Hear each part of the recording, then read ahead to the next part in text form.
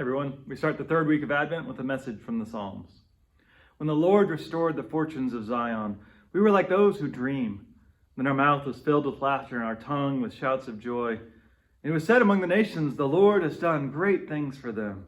The Lord has done great things for us, and we rejoiced. So restore our fortunes, O Lord, like dry streams in the desert waste. May those who sow in tears reap with songs of joy. Those who go out weeping, bearing the seed for sowing, shall come home with shouts of joy, carrying their sheaves. So Advent is a time when we think about, time. We think about the past, the future, and the present, and how they come together in Christ, and in all the ways that God works.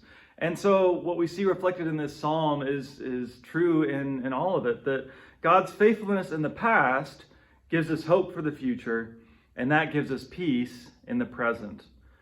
Now, the question with a lot of Psalms is, well, where are they in that process when it comes to what's going on and what they want God to do, right? Sometimes they're giving praise because everything is going well.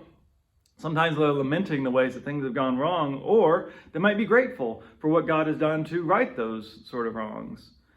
And I think in this psalm it's a little unclear, but I would say that the psalmist is actually still in a place of lament. Things are not right.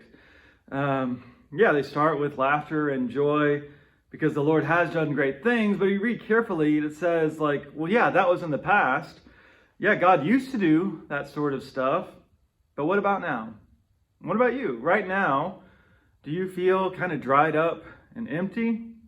Maybe you used to feel the flow of living water, but now that stream feels kind of all dried up. And all that's left are your tears. But this psalm says that even those sort of tears can be a reason for hope. Our tears are like seeds that we plant in the ground. And by some mysterious work of God, they can grow into songs of joy. Now, I don't know what that joy is going to look like for you or when or how it's going to happen.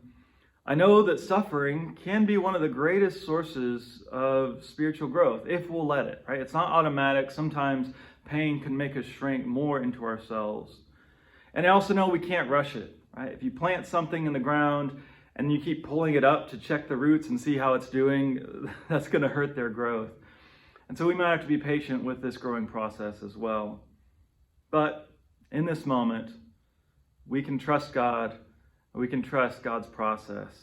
And we can trust that God's faithfulness in the past gives us hope for the future, and that will give us peace in the present.